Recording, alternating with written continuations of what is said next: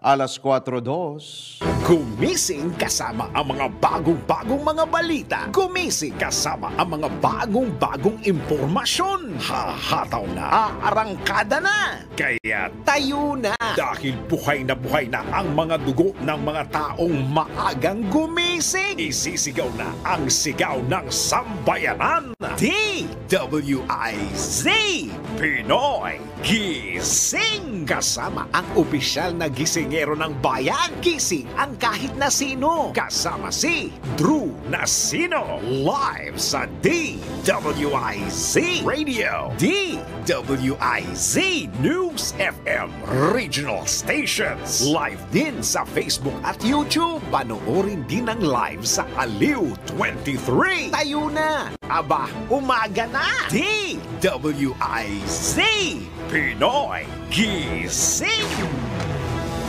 Pinoy Gising.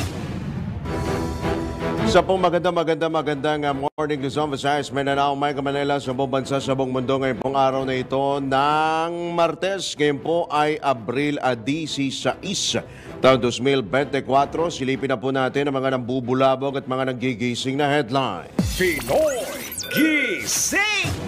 Sa gitna ng tensyon sa Middle East, pangambang tumaas pa ang presyo ng krudo, pinawi ng DOE.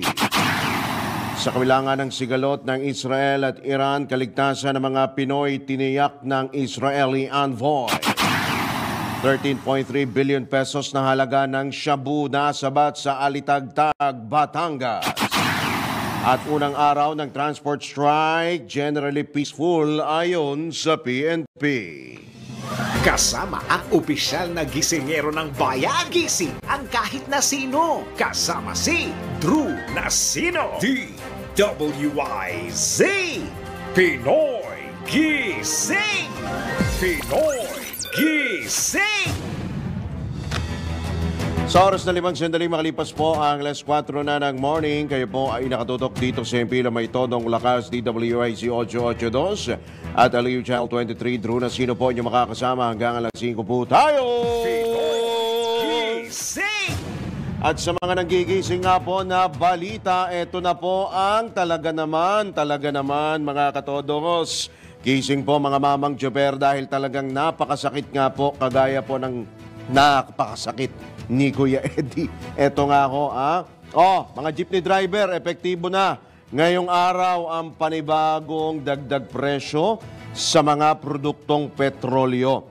Batay sa anunsyo ng mga kumpanyang Shell, Petron, Sea Oil, PTT Philippines, Total, Uni-Oil, Petrogas at Phoenix Petroleum, alas 6 mamayang umaga ipatutupad ang dagdag presyo sa kada litro ng gasolina. 40 sentimos po yan, 95 sentimos sa kada litro ng diesel, habang 85 sentimos sa kada litro ng kerosene o gaas. Kaninang alas 12:01 naman ng ating gabi, unang nagpatupad ng price adjustment ang Caltex, habang ang clean fuel mamayang alas 4:01 ng hapon. Ang ipatutupad o inilargang price hike ay bunsod na patuloy na paggalaw ng presyo ng krudo sa international market at siyempre yung nagpapatuloy po na kaguluhan dyan sa Middle East. Pinoy Gising!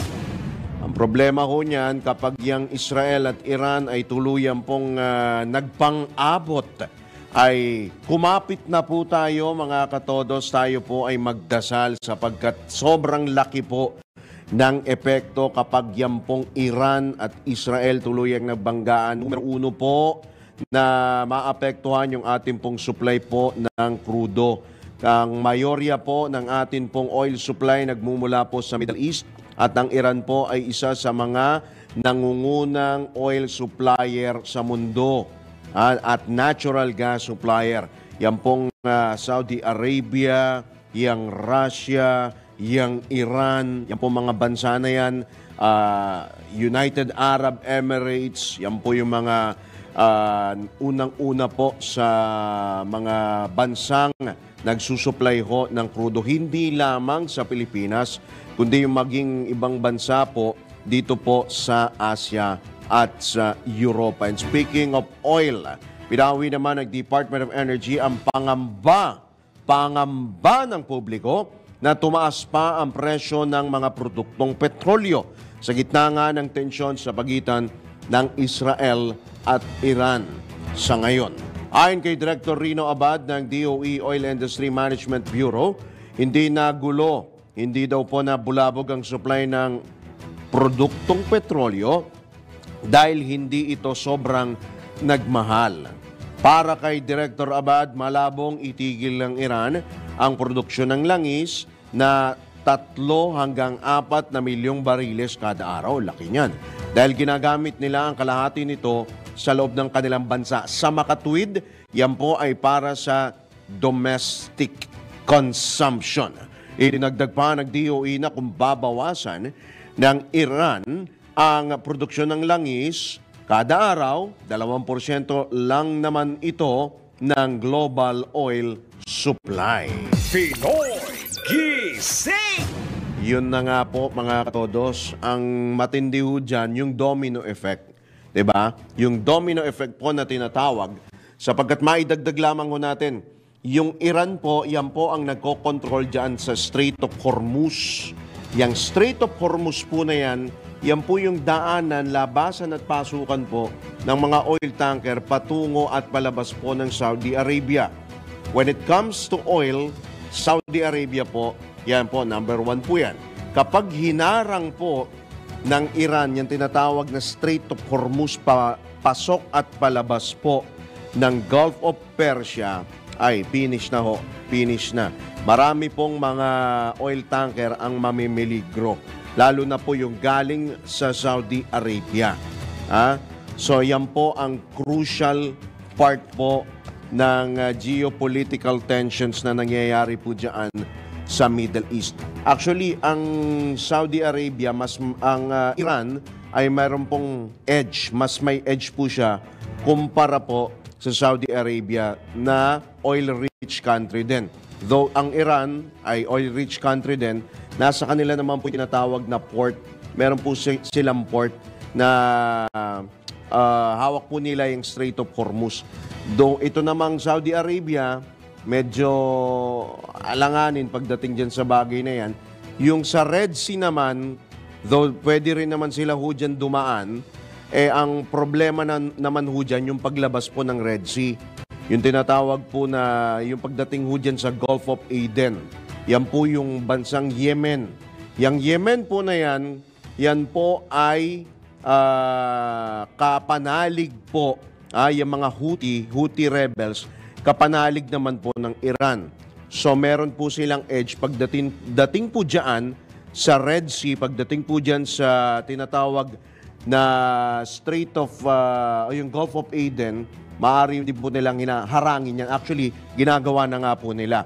Yung ilang pong barko, hinarang po nila at meron pong mga ilang Pilipino na sakay o crew ng mga barko po na dumaan o nalulan po ng mga barko na yan, mga oil tanker. So yan po ang problema dyan po sa Saudi Arabia. Ang tanging entry nila or exit nila ay yun pong Suez Canal, dyan naman po sa Egypt. So, very crucial po ito pong issue po na ito at hopefully, umaasa po tayo na magkakaroon po ng solusyon o magkakaroon po ng mapayapang resolusyon dyan po sa issue na yan. Speaking of resolution po o solusyon dyan sa Middle East, ang Israel naman po, tiniyak ni Israeli Ambassador to the Philippines, Ilan Plus, na ligtas ang mga Pilipino sa Israel. Ito ay sa gitna nga ng tensyon sa pagitan ng kanilang bansa at ng Iran. Ayon kay Ambassador Plus, masaya siyang makipag-usap sa mga opisyal o kanyang ikinalulugod na makausap ang mga opisyal sa Pilipinas upang ipaliwanag ang kanilang mga hakbang para matiyak ang kaligtasan ng publiko sa Israel. Idinagdag pa ng embahador na normal pa sa ngayon ang sitwasyon sa kanilang bansa sa kabila nga ng bantang kinakaharap sa Iranian forces. Pinoy Gising! Nanawagan naman ang Israel sa United Nations Security Council na patawan ng sanksyon o parusa ang Iran bago mahuli ang lahat. Ito ang iginit ni Israeli UN Envoy Gilad Erdan sa gitna ng tensyon sa pagitan nga ng Iran at Israel. Nalawagan din si Erdan sa UNSC na kondenahin ang pag-atake ng Iran sa Israel. Tugon naman ni Iranian UN Envoy Amir Said Iravani, dinedepensahan lamang nila ang kanilang sarili at soberanya, sabay giit na hindi nila nais tumindi pa ang tensyon o magkagyera, pero sila ay kikilos sa anumang banta. Inikayat naman ni Senador Grace Poe ang gobyerno na mag-issue ng advisory sa mga Pilipinong patungo sa Israel at Iran. Ipinaliwanag ito ni Senador Poe dahil sa patuloy na tensyon sa pagitan ng Israeli forces at Iranian forces. Ginawa ng mambabatas ang payag matapos nga ang pagpapakawala ng Iran ng aabot sa 300 drones at missiles matapos nga sa Israel matapos bilang restback sa pambobomba ng Israeli forces sa konsulado ng Iran sa Damascus, Syria. Nalawagan din ng senador sa mga opisyal ng embada ng Pilipinas sa Israel at Iran na bantayang mabuti ang sitwasyon ng mga Pilipino at tiyakin ang kanilang kaligtasan. Pinoy Gising!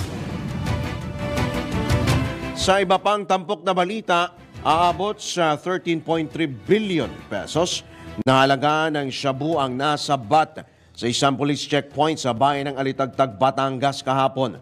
Na-recover ang aabot sa 2 toneladang shabu sa isang pampaserong van na biyaheng lipa mula Santa Teresita nang harangin ng mga pulis sa barangay Pinagkrusan. Diyan po yan sa Alitagtag. Ayon kay Interior Secretary Benor Abalos, maaring ito na ang huling major drug haul sa bansa at patunay ito na nasa tamang landas ang kampanya ng gobyerno kontra illegal na droga. Naaresto naman ang driver ng van na kinilalang si Ejalon Michael Zarate, 47 anyos, na barangay Masagana, Quezon City. At isinilalim na sa investigasyon habang sasampahan din ito ng kasong paglabag sa Republic Act 9165 o Comprehensive Dangerous Drugs Act. Kasama ni Secretary Abalos sa press conference kahapon, si PNP Chief General Romel Marbil, PIDEA Deputy Director General Renato Gumban, Batangas Governor Hermelando Dodo Mantanas at Calabarzon Police Director Paul Kenneth Lucas. Pinoy Gising! Samantala, kontrolado na ng Bureau of Customs ang data breach at patuloy din ang pagsisikap ng ahensya upang maresolba ang issue. Ayon kay Undersecretary for Cybersecurity, Connectivity and Upskilling Jeffrey E&D, natukoy na ang 50,000 user accounts na nakompromiso sa data breach. Una nang inihayag ng DICT na naapektuhan ng hacking ang help desk ticketing system at ang data reporting at analytics na kinabibilangan ng impormasyon sa customs workers, importers at exporters na nakikipagtransaksyon sa aduana. Tiniyak naman ni USECD na hindi nakuha ng access o hindi nakakuha ng access ang mga hacker sa electronic to mobile system ng BOC. Matatandang iniulat ng Bureau of Customs ang data breach noong Abril 8 kung saan 4.5 gigabytes ng data ng ahensya ang nakompromiso sa cyber attack na nagpakilala o yung cyber attack, yung grupo po na nasa likod ng cyber attack na Death Note Hackers PH, Philippine Hacking University at Excommunicado. Pinoy Gising! Sa oras sa 17 sandali makalipas ang ika-4 na ng morning, sa pagkakataon ito, tanggap po tayo ng ilang pag-uulat mula sa labas ng himpilan. DWIZ Patrol Report. Tanggap po tayo ng update kaugnay sa mga driver's license card. Meron pong mga karagdagang lisensya. Mula po yan kay Patrol 45 Raul Esperas. Go 45! Go. Karagdagang 1 milyong driver's license cards ang nakuha muli ng Land Transportation Office. Sangayon sa LTO, ito'y matapos ng kanilang supplier ang karagdagang driver's license. Dahil dito ay inasahan na babawasan ang backlog ng LTO o Land Transportation Office sa mga driver's license. Bagamat nagkakaroon pa ng schedule ang pag-release ng mga driver's license cards, ay humingi naman ng pag-unawa ang Land Transportation Office dahil kakatapos pa lamang ng Temporary Restraining Order o TRO na pinalabas ng korte, kung kaya't napipigilan ang pagpapagawa ng mga driver's license ng LTO. Raul Esperas, Patrol 45, nagbabalita ng tama, naglilingkod ng tama sa Impila May Todo Lakas, DWIC. Samantala, 15 LGUs tumanggap ng 180 million pesos na halaga ng infrastructure funds para sa turismo. Detalye naman buhat kay Patrol 13, Gilbert Perdes. Pinangunahan ni Pangulong Ferdinand Marcos Jr. ang awarding ceremony ng Tourism Champions Challenge ng DOT o Department of Tourism. Mula sa halos 100 na isumiting proposals, 15 LGUs ang nag-ibabaw taglilima sa Luzon, Visayas at Mindanao. Sa kanyang talumpati, binigyan diin ni Pangulong Marcos na world-class na ngayon ang mga tourism destinations sa Pilipinas. Kailangan na lang daw anyang lalo pang pagandahin sa pamamagitan ng karagdagang mga pasilidad, infrastruktura, pag-usayin ang marketing at galingan ang training ng mga nasa sektor ng turismo para mas dumami pa raw ang maengganyong bumisita sa bansa. Pagkatapos naman ng awarding, inanunsyo ng Presidente na nagdesisyon ang Tourism Infrastructure and Enterprise Zone Authority o TIEZA na magbigay ng karagdagang tig-5 milyong piso para sa mga nanalo. Patrol 13, Gilbert Perdes, nagbabalita ng tama, naglilingkod ng tama. Sa ibabang balita, Young Guns ng Kamara, ito po yung mga bagitong mga kongresista, namimiss na sa Kamara si dating House Speaker Bebot Alvarez. Ang pag-uulat naman mula kay Patrol 11, Tina Nolasco. Hinikayat ng mga batang kongresista o Young Guns sa Kamara si dating House Speaker at Davao del Norte Representative Pantaleon Alvarez na magtrabaho bilang mababatas at huwag aksayahin ang kanyang oras sa destabilisasyon ng administrasyon. Ayon sa leader ng Young Guns sa Kamara na sila Union Representative Francisco Paulo Ortega, namimiss na nila ang kongresista sa sesyon sa plenaryo at sa mga pagdinig sa komite kung saan karamihan sa kanila ay aktibong nakikisa. Anya, matagal-tagal na ring hindi nila nakikita ang dating House Speaker sa mga sesyon at deliberasyon sa Kamara. Dagdag pa ni Ortega, bilang batang mambabatas, tinitingnan nila ang kanilang mga nakatatandang kongresista bilang huwaran at mahalaga ang presensya ng ito sa sesyon sa plenaryo dahil natututo sila mula sa kanilang mga karanasan. Naniniwala din si Ortega na kayang mapag-usapan ang concern ni Alvarez sa Kamara para sa interes ng bansa.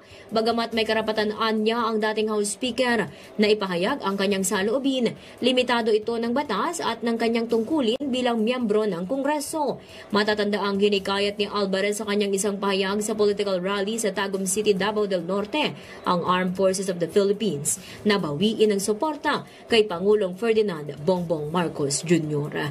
Ito si Patrol 11, Tina Nolasco para sa Impilang May Todong Lakas, DWIZ, nagbabalita ng tama, naglilingkod ng tama. Samantala, mga magbabam jokes sa airport o sa aeroplano, binalaan. Nagbabalik si Patrol 45, Raul Esperas. Nagpaalala ang budget airline na AirAsia sa mga pasahero nito na iwasan ang magbiro na may dalang bomba ang kanilang bagahe. Sangayon kay Steve Dailisan, ang first officer at tagapagsalita ng AirAsia Philippines, ito'y matapos na magkaroon ng insidente ang nasabing airline na kung saan ay naantala ang kanilang biyahe dahil sa biro na may dalang bomba ang pasahero. Ipinaalala ni Dailisan na kailangan sumailalim sa security check ang eroplano kung kaya't ito ay maantala at problema rin para sa ibang pasahero na maapektuhan ng nasabing security inspection. Gayunpaman, ang bomb joke ay pinagbabawal sa anumang sasakyang panghimpapawid at anumang ito man ay biro ay siniseryoso ng mga otoridad at sasailalim sa masusing investigasyon gayon din sa bomb detection. Raul Esperas, Patrol 45, nagbabalita ng tama, naglilingkod ng tama sa Impilo May Todo Lakas, DWIC. Sa ibabang balita, ako ito mainit-init din po issue. Gobyerno walang planong dagdagan ang mga EDCA sites. Ayon kay Pangulong Marcos, ang report naman mula kay Patrol 13, Gilbert Perdes. Nilinaw ni Pangulong Ferdinand Marcos Jr. na wala ng plano ang gobyerno na dagdagan pa ang siyam na kasalukuyang Enhanced Defense Cooperation Agreement o EDCA site sa Pilipinas. Sa Presidential Forum ng Foreign Correspondents Association of the Philippines o FOCAP, inihayag ni PBBM na hindi niya nakikita ang pangailangang dagdagan pa ang EDCA sites o mga base militar ng Amerika sa Pilipinas. Kasabay nito, iginit naman ng Pangulo na ang paglalagay ng EDCA sites ay hindi dapat ituring na saniraw ng mga agresibong aksyon ng ibang bansa dahil nangyayari na raw ang mga ito bago pa man nabuo ang EDCA. Patrol 13, Gilbert Perdes, nagbabalita ng tama, naglilingkod ng tama.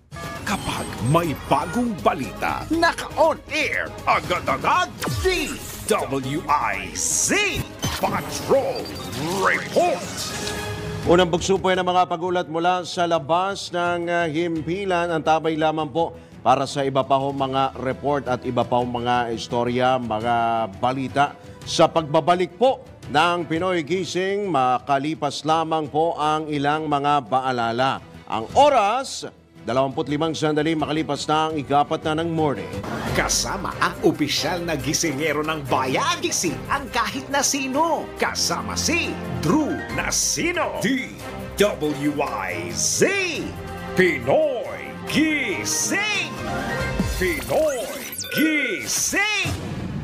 Alright, tayo po ay nasa ikalawang bahagi na po ng Pinoy Gising. Sa pagkakataon ito, tanggap po tayo ng ilang mga pagulat mula sa probinsya. Ronda Probinsya. 3 miyembro ng CTC at 4 na supporter nito kumalas na sa grupo. Alamin natin kung ano yung CTC na yan. Mula kay Manong Ronald Idol Capset Domingo mula dyan sa Ilocandia. Tatlo na namang miyembro ng Communist Terrorist Group at 4 na mga supporters nito ang kusang pinutol ang kanilang mga ugnayan sa grupo. Isa sa 3 mga nabanggit na miyembro ay ang 68 taong gulang na si isang ginang na tubong Balbalan Kalinga, ngunit residente sa Lalo, Cagayan. 9 na taon siyang nagsilbi sa grupo kung saan ayon rito taong 1989 nang na-recruit siya ng Bagkas sa Command Lower Kalinga, grupo ng CTG. Dumaan ito sa isang buwan na training sa kagubatan ng kanilang lugar kasama ang iba pang mga bagong rekruta. Kabilang siya sa grupong nagsasagawa ng recruitment sa mga barangay ng Lower Kalinga. Taong 1998 naman nang nagdesisyon siyang iwan ang grupo upang makapamuhay ng tahimik at normal. Ang pagbabalik loob nito ay resulta sa pagsisikap ng operatiba ng PNP Lalo. Pangalawa ay ang 61 taong gulang na lalaki, residente ng Cabalanyugan, Cagayan. Pangatlo ay ang 47 taong gulang na lalaki mula sa Sanchez Mira, Cagayan. Taong 1984 naman nang ma-recruit siya ng isang team leader ng Northern Cagayan, Kumiteng Probinsya ng Cagayan Valley. Samantala, 3 sa mga nabanggit naman na 4 na mga supporters ay ang membro ng Anak Pawis, 2 ay parehong mga residente ng Rizal, Cagayan na nagbalik loob ng PNP Rizal. Ayon sa mga ito, taong 2016 nang ma-recruit sila bilang sila ni Buting Adviento dahil sa pangakong tulong pinansyal. Ang isa ay ang 36 taong gulang na ginang mula naman sa bayan ng Alcala, Cagayan. Taong 2018 naman nang ma-recruit ito at tinapos ang anumang ugnayan nito taong 2021. Naging aktibo ito sa pagsasagawa ng rally at demonstrasyon laban sa pamahalaan sa harap ng Provincial Capital, Tuguegarao City, Cagayan. Ang pagbabalik loob nito ay resulta sa pagtutulungan ng PNP Alcala, 2nd Mobile Force Platoon, 1st Cagayan Provincial Mobile Force Company at Provincial Intelligence Team Cagayan South at Regional Intelligence Unit 2. Ito ang Ronda Patrol, Ronald Idol Domingo, nag-uulat na simpilang may tulong lakas, DWIC, nagbalita ng tama, naglilingkod ng tama.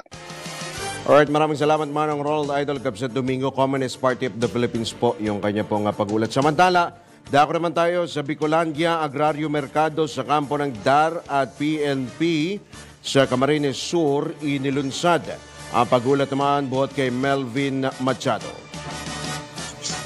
Upo, kamatis, ampalaya, talong at marami pang ibang produkto mula sa Agrarian Beneficiaries Organization o ARBOS. Ito ang nabili ng mga pulis mula sa Camarines Sur Police Provincial Office at ilang napadaan sa 5 tent na inilagay sa bukana ng kampo kahapon. Bahagi ito ng proyektong Agrario Mercado sa kampo na pinagtibay ng PNP Bicol, Department of Agrarian Reform, Camarines Sur 2 Provincial Office at Camarines Sur Police Provincial Office. Layunin ito na matulungan ng mga magsasakang kliyente ng DAR Camarines Sur na maibenta ang kanilang produkto sa tamang presyo para sa mga mamamayan na malapit sa Camarines Sur Police Provincial Office. Ang Camarines Sur ang pinakaunang lalawigan sa reyon na nagsagawa ng ganitong aktibidad alinsunod sa nilagdaang Memorandum of Agreement ng PNP at ng Department of Agrarian Reform. Ito ang Ronda Patrol, Melvin Machado para sa himpilang may todong lakas, DWIZ. Nagbabalita ng tama, naglilingkod ng tama. Pinoy Gising! Alright, maraming salamat Melvin Machado mula dyan sa Bicolandia sa pagpapatuloy pa rin ng ilang pa mga paksa ng mga balita. Pinoy Gising! Generally peaceful o naging mapayapa ang unang araw ng transport strike ng grupong Piston at Manibela. Itong inanunsyo ng Philippine National Police sa gitna nga ng inilargang tigil pasada o yung epekto po nito sa mga pasahero. Ayon sa PNP, walang naitalang untoward incident, wala silang na-monitor na stranded na pasahero. Ang naging problema lang ho kahapon, natagalan ho sa paghintay yung ating mga kababayan sa gitna po ng init ho ng panahon. Inihayag naman ni PNP spokesperson Colonel Gene Fardo na hindi naramdaman ang transport strike sa Metro Manila. Pumitik lang. Idinagdag pa ni Colonel Fardo na umabot sa mahigit 6,000 pulis ang inideploy sa Metro Manila upang matiyak ang seguridad ng mga pasahero at ng publiko dyan po sa transport strike. At kahapon naman ay nagdulot naman po ng pagsisikip sa daloy ng trapiko. Yan pong inilargang tigil pasada, particular po dyan sa may bahagi po ng Quezon City. Medyo nagkaroon pa ho ng kaunting tensyon sa pagitan po ng mga transport group at ng PNP. Hindi ho kasi sila pinayagang makaabante dyan po sa may bahagi po ng Quezon City. Nung kalsada yan, gusto nila mabante dyan sa may bahagi ng Quezon City. Pero ngayon po, meron pa yung pangalawang araw po ngayon ng tigil pasada. Speaking of transportasyon pa rin po, naku, grabe. Biruin mo kahapon, habang naghihintay ho yung ating mga kababayan na masasakyan, sobrang tindi po ng init. Na-sunburn yata yung iba. Yung iba siguro, paglalabas ho kayo, mag-sunblock po kayo. Payo po natin, no? Ikaw, Ate Iyas, mag-sunblock ka? Para yung kasi nagkukulay orange ka kapag nasa labas ka eh. Di ba? Kahit naman, mainit. Kaya dapat ho maglagay ho tayo, magdala ho tayo ng mga pananggalang laban ho. Sobrang tindi po ng init ho ng panahon. Sa amin kahapon, sa may bandang Kangkalu, 43 degrees Celsius po yung heat index. Sobrang init. Kapag pumunta ka nga sa amin, parang hindi. Sa amin kapag pumunta ka, parang litsunan. Literal ho na litsunan. Ayaw mo? Okay, sige. Actually, pwede ka na nga magluto dun sa ibabad mo lang, itapat mo lang doon sa sikat ng araw yung niluluto mo. Kahit hindi ka na gumamit ng apoy. Ang tindi ng init. Oo, grabe ha. Kahapon pa, tapos sinabayan pa ng traffic pa. Grabe. 80% po ng mga ruta ng pampublikong transportasyon sa Metro Manila ang naparalisa sa inilargang transport strike ng grupong Piston at Manibela kahapon. Ito naman ang inihayag ng mga nasabing grupo. Ayon sa dalawang transport group, malaki, as in malaki ang naging epekto ng tigil pasada sa mga operasyon ng jeep sa Metro Manila at mga karatig lalawigan ng Cavite at Laguna. Iginit pa ng Piston at Manibela na nasabing kilos protesta ay mahalaga upang ipadala at iparating sa Administrasyong Marcos ang kanilang mga hinaing at panawagan. Samantala magpapatuloy naman ngayong araw ang tigil pasada ng dalawang grupo. Pinoy Gising!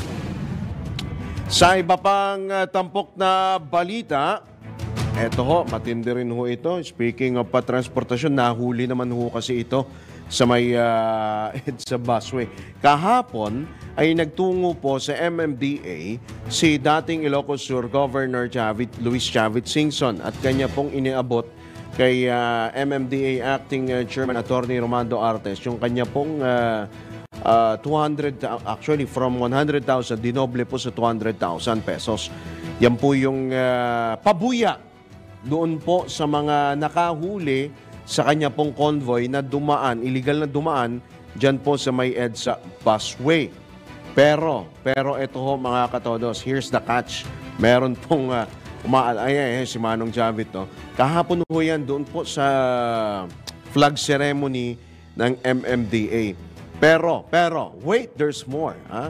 Naniniwala po ang Civil Service Commission na labag sa batas ang pagtanggap ng MMDA sa 200,000 pisong donasyon ni dating Ilocos Sur Governor Luis Chavit Singson bilang pabuya sa pagkakahuli sa kanyang convoy na illegal na dumaan sa EDSA busway. Binigyang diin ni CSC Commissioner Aileen Lizada na nakasaad sa Section 7 ng Republic Act 6713 na ang mga pampublikong opisyal at empleyado ay hindi dapat nanghihingi o tumatanggap ng anumang pabuya, regalo, loan o utang o anumang bagay na may kaugnayan sa pera. Kahit magandaan niya ang intensyon ng dating gobernador, ay hindi nito kailangang suklian ng donasyon ang pagganap ng MMDA sa kanilang tungkulin.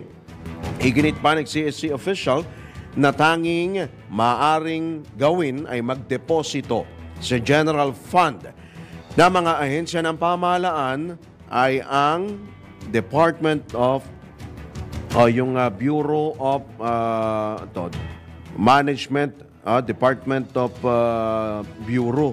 Anong departamento ba ito day? So yan lang po ang pwedeng magdeposito ng pera. Yung Bureau and Management. So yan po, nakikita ho ninyo sa inyo pong screen yung personal ka po na patungo ni dating Governor Singson dyan po sa MMDA upang ipaabot yun pong pabuya na 200,000 na dinoble po from 100,000. Dinoble po yan bilang pabuya sa mga MMDA traffic personnel na nakahuli po sa kanyang convoy na illegal na dumaan po sa EDSA busway. Abay talaga, actually galante naman si Manong Javit. Oo, talagang may good intentions naman din si Manong Javit. Matulungin din si Manong Javit. Oo, si Ninong Javit. Ewan ko kung kay si Calando Ilocano. Kasi kaya tawag din sa kanila, Manong. Hindi ho totoo na pag Ilocano, kuripot. Hindi ho totoo yun. Di ho ba, Manong Javit? Di ho ba, Manong Lando? Hindi ho ba, Kasendong? Hindi ho ba, Pangulong Bongbong Marcos? Oo nga naman, kayo naman masyado naman kayo. Porkit Ilocano, kuripot. Hindi, si Manong Javit nga totoo, silak-silak ay nasa Ilocos Sur. Diba? Hindi kuripot yan. Hindi. Si Kong Jonat, hindi kuripot yan. 'Di ba? Si Lakay, hindi kuripot sa pera, hindi kuripot sa pagmamahal. Kaya maraming nagmamahal kay Lakay. And speaking of mapagbigay, ngayon pong araw ho na ito ng Tuesday, talaga mapagbigay po ang mga, ang tindi naman nito, ang lupit sumegway sa, kung mapagbigay ho ng 1,000 ang Bingo Plus. Akalain mo? Bingo Plus ho tayo, maglaro na po tayo ng Bingo Plus. Ready na ho ba kayo mga ka-Bingo Plus sa bago pong palaro ng DWIZ? Aba, dito ho lamang ho yan sa DWIZ Bingo Plus numero panalo. Kombinasyong tama, malaki ang tama. Makinig mabuti dahil babanggitin na ng DWIZ. Announcer ang tamang kombinasyon ng letra at numero. DWIZ. Numero panalo. Hatid ng Bingo Plus. Bingo sa saya, plus sa panalo. Ang daming no? Ang daming hindi siguro ni Daniel yun na pala yun. Maglaro na nga ho tayo dito ho sa Bingo Plus. Dito lamang ho yan, siyempre, sa DWIZ. Dito sa DWIZ Bingo Plus numero panalo, may chance ho kayong manalo ng tumataginting na 1,000 piso. Simple lamang po, manalo. Kailangan lamang pong abangan yung 4 na letter number combinations sa mga programa po ng DWIZ at i-text po ito sa 0960-880-6426. Siyempre, kasama po ng inyong pangalan, edad, address for combination po of the day. Nung nakaraan, may nanalo, di ba? So, eto na nga po, papasukin na po natin, wag na po natin patagalin, papasukin na po natin ang una pong kombinasyon ngayon pong araw. Ang una pong kombinasyon, yan po nakikita po ninyo sa inyong screen, D10. Yan. Ulitin po natin, D10. I-text nyo po yung inyo pong pangalan sa 0960-880-6426. Pangalan, edad, address, at yung 4 combination of the day. 0960-880-6426. Abangan po yung 3 pang kombinasyon sa mga susunod po na programa ng DWIZ.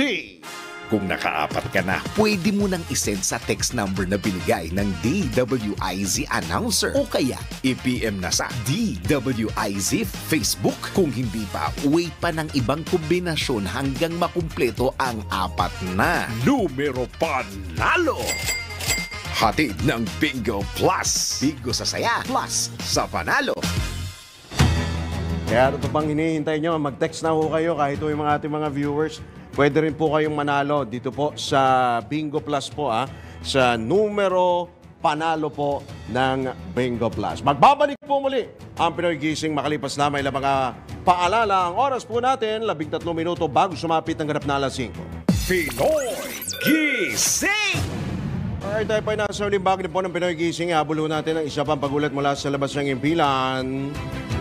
Tatlong terorista patay sa engkwentro sa Lanao del Norte. Ang pag-uulat buhat kay Patrol 17, Jopel Peleño. Napaslang ng 103rd Infantry Brigade ang 3 miyembro ng teroristang grupong Dawla Islamiyah matapos ang sagupaan sa barangay Lindongan, Munay, Lanao del Norte. Ayon sa militar na kilala ang 3 nasawing terorista na sina Pabo Zainoden Raja alias Musab, Saipal Abubakar alias Fariz at Nezrin Zandab alias Ferdaus. Nasamsam sa lugar ng pinangyarihan ng engkwentro ang mga armas ng teroristang grupo na kinabibilangan ng 3 M14 rifles, 7.62mm na ammunitions at 6 na backpack. Nagtamo naman ng minor injuries ang isang sundalo sa 20 minutong bakbakan na mabilis na idinala sa paggamutan. Pinuri ni Western Mindanao Command Chief Lieutenant General William Gonzales ang mga tropa ng 103rd IB dahil sa matagumpay na operasyon kasabay ng pagikayat sa taong bayan na idalangin ang kaligtasan ng mga sundalo na nagbubuwis ng buhay upang matuldukan ang lahat ng bantang pangseguridad sa ating bansa. Ito si Patrol 17 Chopel Pelenyo para sa impilang may tonong lakas DWIZ. Nagbabalita ng tama, naglilingkod ng tama. Kapag may bagong balita, naka-on air, agad-agad DWIZ Patrol Report. Sa iba pa ring mga balita, nilagdaan na ni PhilHealth President at CEO Emmanuel Ledesma Jr. ang isang Memorandum of Agreement sa MMDA sa pangunguna ni MMDA Acting Chairman Attorney Romando Artes. Layunin ng naturang MOU na paigtingin pa ang kamalayan ng publiko hinggil sa mga benepisyo at serbisyo ng PhilHealth sa pamamagitan ng mga digital at non-digital media platform ng MMDA. Ayon kay Ledesma, target ang kasunduan na mabigyan ng kalidad na serbisyong medikal at pangkalusugan ng mga Pilipino. Kaugnay nito, tiniyak naman ni Artes na patuloy na susuportahan ng MMDA ang mga magagandang programa at benepisyo na ibinibigay ng PhilHealth. Una na rito ay inanunsyo ni Dr. Bernadette Lico, hepe ng PhilHealth NCR, ang accreditation ng MMDA Clinic na kauna-unahang non-hospital-based, non-LGU at non-uniform consulta package provider na magbibigay serbisyo sa halos 8,000 traffic enforcer, street sweeper at office-based personnel. Kabilang sa mga serbisyong matatanggap sa MMDA Clinic ang health profiling at consultation, gayon din ang diagnostic at laboratory tests tulad ng x-ray, fasting, blood sugar, electrocardiogram at mga gamot para sa partikular na medical condition tulad ng hika, diabetes at hypertension. Pinoy Gising! Samantala, suportado ni Senator Amy Marcos ang makasaysayang Trilateral Leader Summit ng Pilipinas, Amerika at Japan. Pero dapat anyang tiyaking hindi ito gagamitin sa pandepensa lamang kundi sa paglago ng ekonomiya ng bansa. Hinimok naman ng senador ang gobyerno na tiyaking hindi mauuwi sa foreign interference ang mga napagkasunduan sa summit ni na Pangulong Bongbong Marcos, US President Joe Biden at Japanese Prime Minister Fumio Kishida. Nababahala naman ang presidential sister na maging militarized ang Luzon Economic Corridor na napagkasunduan sa Trilateral Summit sa Washington, D.C. Ang tinutukoy ni Super Ate ay ang unang Partnership for Global Infrastructure and Investment Indo-Pacific Economic Framework Accelerator Project sa rehiyon. Bagaman kinwestiyon ng mambabatas kung bakit Luzon ang layong i-develop sa halip na ang Mindanao, welcome pa rin naman anya ito dahil lilikha ng $100 billion investment sa Pilipinas ang nasabing summit na pakikinabangan ng sambayanang Pilipino. Pinoy Gising! Samantala, matapang namang inamin ni Pangulong Bongbong Marcos na it's complicated ang status ng kanyang relasyon ngayon sa pamilya Duterte. Tugon ito ng Pangulo nang matanong ng media hinggil sa estado ng relasyon niya sa pamilya Duterte dahil sa kaliwat nga ng batikos laban sa kanya. Ayon kay PBBM, sa ngayon ang nakakausap lamang niya sa pamilya ay si Vice President Sara Duterte. Binigyang din ng Pangulo na mula noong panahon ng kampanya at hanggang ngayon ay hindi pa rin nagbabago ang kanilang relasyon ni VP Inday. Sa iba pang sa issue pa rin ho ni PBBM, siya naman po ay nanindigan na hindi isusuko si dating Pangulong Rodrigo Duterte sa ICC o International Criminal Court. Kasunod nito, muling binigyang din ni PBBM na walang jurisdiksyon ang ICC sa Pilipinas at hindi kailanman kikilalanin ang warrant of arrest laban sa dating Pangulo. Pinoy Gising! Alright mga katodos, wala na po tayong oras. Sumasapit na po tayo sa ating pong pansamantalang pagpapaalam ngayong pong araw na ito ng Tuesday, April 16, 2024. Bago namin kayo tuluyang bitawan, isa po munang patama quote ang ating pong papasadahan. May mga taong magsasabing mahirap kang pakisamahan, pero ang totoo, hindi ka lang nila kayang utuin. Bay, meron hong mga ganyan. Habang tayo po ay nagkakaedad o tumatanda, unti-unti pong nababawasan din po yung ating pong mga kaibigan. Opo, totoo po yan. Alam nyo ho kung bakit? Hindi ho dahil namamatay na ho sila. Dahil tumatanda. Natural lang ho yun. Natural lang ho na pumapanaw po ang tao. Kasama po yan sa buhay. Kasama po yan sa tinatawag na siklo. Siklo po. Cycle ng buhay. Pero kapag ho tayo tumatanda, talaga hong pinipili na ho natin yung atin pong mga kaibigan, yung atin pong mga makakasama. Kasi po, kung habang tayo po ay sumasapit na po sa ating pong takip silim ng ating buhay, ang gusto na lamang po natin ay kapayapaan. Peace. Peace on earth. Mapayapa, tahimik po ang atin pong mga nakapalibot po sa atin. Diba? Ikaw ba masisiyahan ka ba kung puro naririnig mo, puro ingay, puro away-away ng mga magkakaibigan? Lalo kapag nagre-reunion. Eto na naman tayo sa reunion. Andito na naman tayo pagdating sa mga reunion. Ang ingay-ingay, kanya-kanyang batuhan ng putik, kanya-kanyang siraan, kanya-kanyang saksakan sa likod kapag reunion. Pero dito po yung masasabi, hindi naman mahirap pakisamahan. Talagang pinipili lamang ho natin yung ating pong makakasama kapag tayo po ay pinipili na po natin yan. At syempre, yung ating pong makakasama habang buhay, pinipili po din natin yan. Hindi porket maganda, hindi porket gwapo, pakikisamahan mo na habang buhay. Ang pakisamahan mo, yung bibigyan ka ng mapayapang pag-iisip habang buhay. Peace of mind. Diba? Aanhin ang kagandahan, ang kagapuhan kung yan ay lilipas din naman. Diba? Pero ang kapayapaan po ng pag-iisip, yan po ang talagang tinetreasure. Alright. Tayo po ay nagpapaalam na maraming salamat po sa ating mga nakasama sa News Center, sa mga bumubuo po ng DWICLU 23. Ito po ang inyong lingkod. Ang daming hanash, no? Magano kaya daming hanash.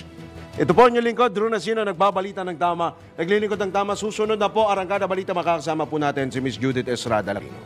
Gumising kasama ang mga bagong-bagong mga balita. Gumising kasama ang mga bagong-bagong impormasyon. Hahataw na, aarangkada na. Kaya tayo na. Dahil buhay na ang mga dugo ng mga taong maagang gumising. Isisigaw na ang sambayanan.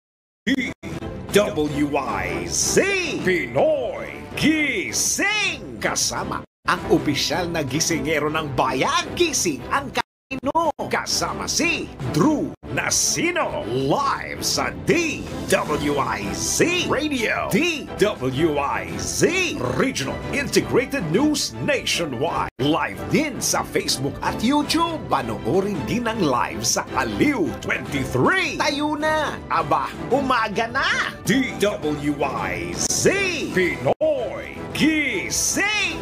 Araw-araw, gising! Monday to Friday, 4 a.m.